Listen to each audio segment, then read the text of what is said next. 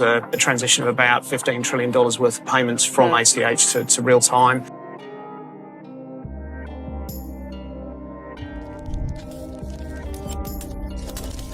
Cross-border payments can be slow and expensive, hindering trade. CBDCs offer the potential to streamline this process, reducing costs and transaction times. How can you get out of this? We need to get our debt to GDP down right away. How do we get out of this debt spiral? I'm going to write up the goal by 10 trillion, $40,000 per. Digitalization, what some observer may call the fourth industrial revolution. Advisors now recognize that this is here to stay, that it is a big deal, that it is worthy of their evaluation and consideration, and they still, however, don't know much about it. Georgia is taking I think a fairly ambitious approach because we have 5 different use cases under consideration. So we've put a target date out that says we could potentially close down the ACH system in 2030. Know what you hold?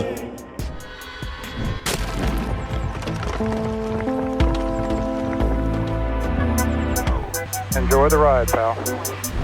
It's the XRPRP. From glitches and the riches, welcome back to some more Moon O'Clock News. Shout out to the latest up. We got Matthias Lagerberg in the building. Appreciate you stopping by, tuning in, smashing those likies. We got the total global cryptocurrency market cap today at 2.33 trillion, down about 4.8% in the past 24. Red day today. We got XRP currently right around 47 cents.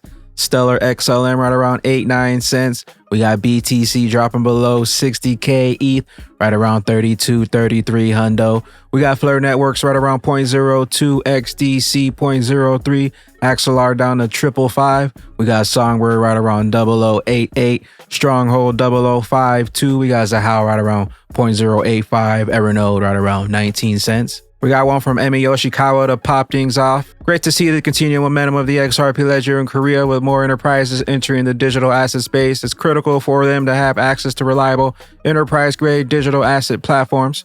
Excited to see Infinite Block, the only licensed digital asset custody provider in Korea, unlocking opportunities for the XRPL users in Korea. Infinite Block announced on the 21st that it'll further expand the XRP ledger-based custody services and pursue the expansion of blockchain services through compliance with domestic regulations. We got 707 crypto. Digital currencies are a potential counter to the US dollar dominance. 19 nations in the West Asia exploring CBDC, Saudi Arabia, the UAE advancing digital currency pilots. According to the IMF, cross-border payments can be slow and expensive, hindering trade. CBDCs offer the potential to streamline this process, reducing costs and transaction times. Digital currencies are also considered a potential counter to US dollar dominance. Oil exporting countries in the region, heavily reliant on international trade, are particularly interested in this benefit. Now, according to the Atlantic Council CBDC tracker, 134 countries and currency unions, representing 98% of global GDP, have explored a CBDC. Currently, 68 countries are in the advanced phase of exploration, development, pilot, or launch. 3 countries have launched a full-fledged digital currency system for retail. That's Nigeria, the Bahamas, and Jamaica. 36 countries are currently pilot testing CBDC models, and this includes Brazil, Russia, India, China, and South Africa, the founding members of BRICS. China currently holds the largest CBDC pilot in the world. China's digital yuan reaches 260 million wallets across 25 cities. While CBDCs offer exciting possibilities, the IMF highlights potential risks that need careful consideration. For example, widespread adoption could compete with traditional bank deposits, impacting bank lending and financial stability. However, the region's strong banking systems offer some mitigation. Additionally, success hinges on overcoming existing barriers. Low digital literacy and limited access to identification can hinder CBDC uptake. The International Monetary Fund notes an interesting trend emerging in West and Central Asia. Nearly 2/3 of the countries are exploring central bank digital currencies or CBDCs, and these digital versions of traditional cash issued by the governments aim to address key challenges in the region. IMF highlights financial inclusion as a major focus behind the shift. Millions lack access to traditional banking systems, often due to high costs or limited infrastructure. CBDCs, potentially accessible through mobile phones, even without internet connectivity, could bridge this gap. We got Dr. Martin of Uphold the Digital Dollar CBDC Project Inc. DDP has filed written notifications simultaneously with the Attorney General and the Federal Trade Commission disclosing changes in the membership, specifically Digital Impact Now LLC, Melbourne, Florida, PM Tech Hedera, New York, the HBAR Foundation, Georgetown, Cayman Islands, Third Link, Ripple Labs Inc., New York, Digital Euro Association, Frankfurt, Germany. VA has been added as parties to this venture. We got HBAR, XRP, XLM, XDC. We got Edo Farina, 20K gold. Gold priced at 20K instantly solves the death problems for the U.S. Gold revaluation is inevitable to fix the current broken system. I agree entirely on everything you said. I think gold is ultimately how they get out of this. There are provisions in the Federal Reserve Bank operating manual by which the Treasury, United States Treasury Secretary, can instruct the Fed to write up the gold, the U.S.'s gold, and the accounting treatment of that is a deposit, free and clear, no debt attached to it, into the U.S. Treasury general account.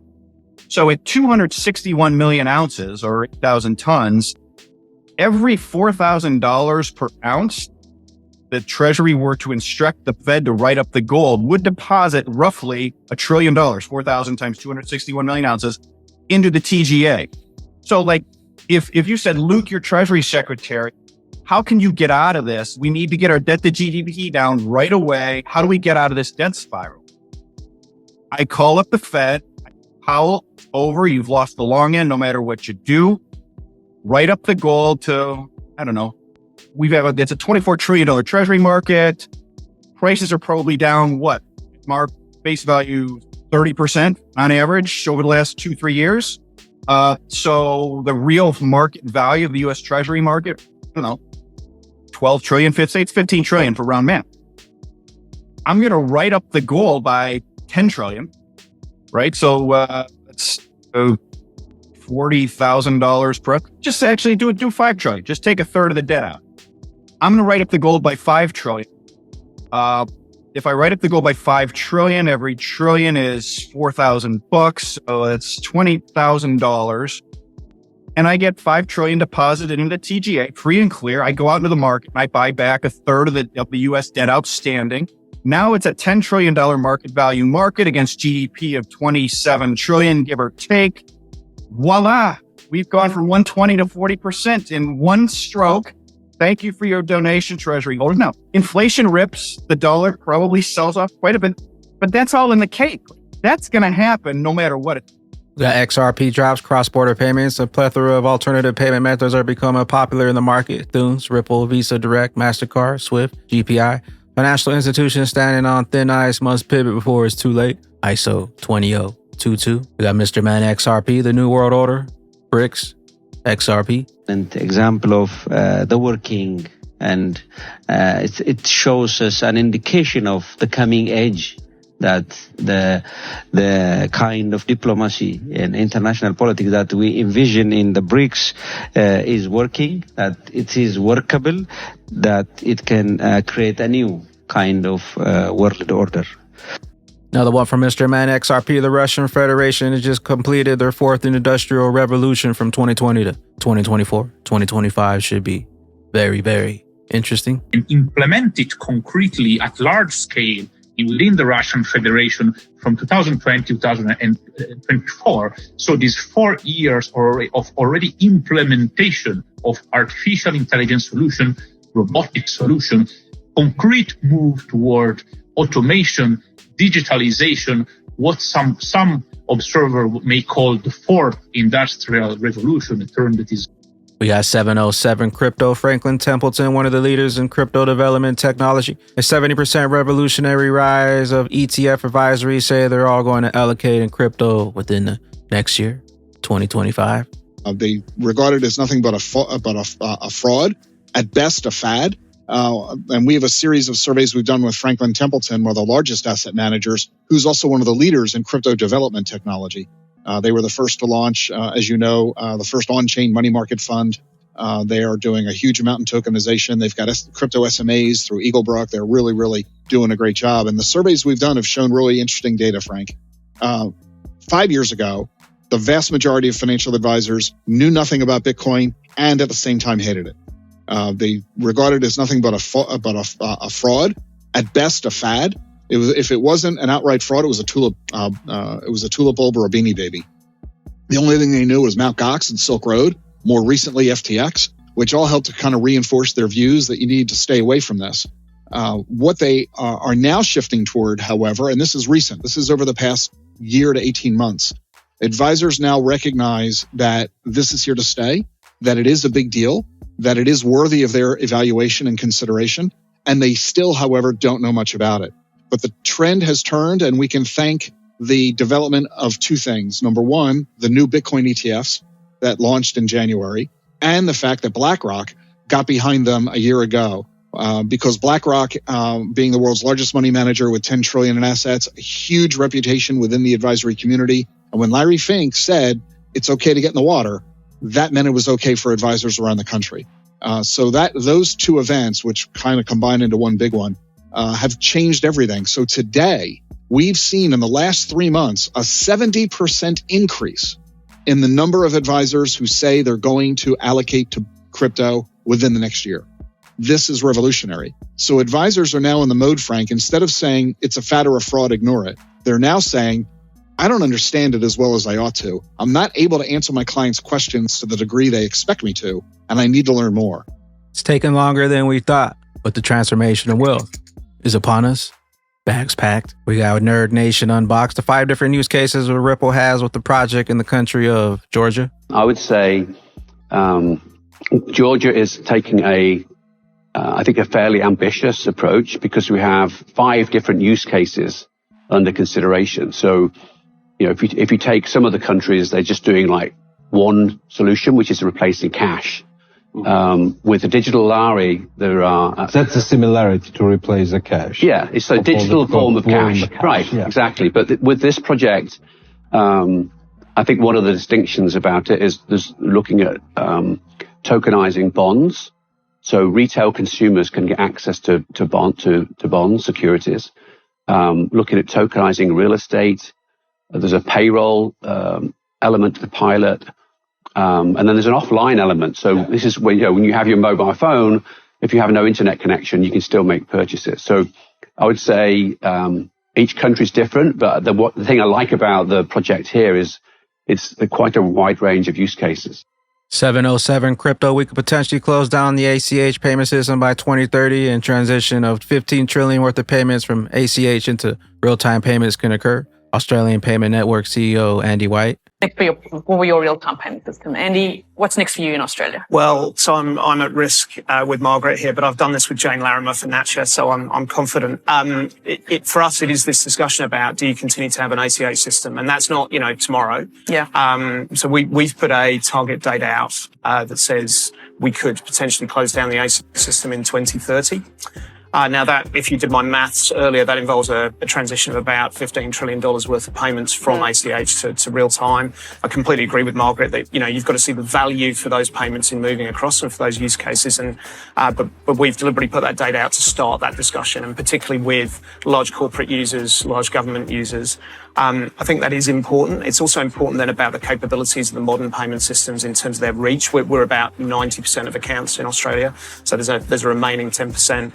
There's questions about capacity when you get to those volumes, resilience, ISO 20022 harmonization becomes important because you've got the cross-border piece in there as well.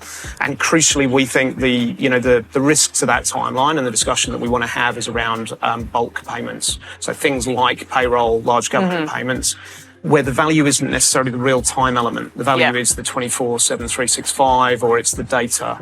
But let's start having that discussion, because if you don't, the danger is banks are continuing to invest and where the cost of legacy infrastructure, you're not really adding to the productivity and growth of the economy. So I think, it's about having that discussion and moving towards that now. Trillions upon trillions ready to flow on chain. Coming to a ledger near you. We got one from Evernode, and there you have it. You know what this means. Ever AMM pools on the XRP ledger are now possible. You can do this by using the Ever Teleport app inside your Zaman wallet, and then jump over to XP Market and jump inside the Ever XRP AMM liquidity pool. We got some charts and a few other things that close things off. We got Wrecked Fencer. All coins hit their peak 547 days after each halving. And this time is no different. Don't miss your chance to buy the dip. Pick the right coins. Utility coins. We got AO, Bitcoin. The bull run begins. Each cycle lasts 1,400 days. We got Titan or Crypto. Altcoins correction on alts looks like it's about to end. Crypto total market cap excluding BTCs retesting the 61.8% Fibonacci retrace. Gaza channel flip bullish on the 2-week chart. Crypto's TA total market cap has closed below the 21 weekly MA for the first time since October 2023. Expected to get retested, but it's not looking good. Expecting lots of volatility this week. Be careful, BTC. And we got Amon buy here. XRP BTC, XRP massive explosion at some point here. Locked and loaded. We got the Bitcoin chart here with the BTC halving cycle. Is it a coincidence that the BTC halving cycle lines up with the presidential election cycle? Is it also a coincidence that Satoshi Nakamoto breaks down to wisdom of central origin, central intelligence? And taking a look at the BTC halving chart in the previous 2020 cycle, we had a correction right before the halving. We didn't really have a major correction in the current 2024 halving cycle. Also, another thing to note is that Bitcoin did reach a new all-time high before the halving date here. In the previous cycle, it took about 5 or 6 months after the halving date before Bitcoin reached a new all-time high. The current cycle is projected to top off around fall of 2025. With that being said, Batman and Bag Ladies, the longer they take, the higher we climb. On that XRP rich list, where will those bags be when that regulation jar of molasses finally breaks open and they flip those switches and those glitches turn into riches? Big bags, later glitches. And when we blow, ain't no told you so's. I'm a big ghost. I'm a big ghost. We hold the gold. I be super bullish like the bearable bull. My lifeboat full, ready for the big boom. Astronaut suit, headed for the moon. With my Hodo gang crew, had the 2020 vision, yeah we all knew. Now we pulling up in something brand new. New house on the avenue, beach house and cabin too. Normally I don't flex, but I had to go all out. You said it couldn't happen.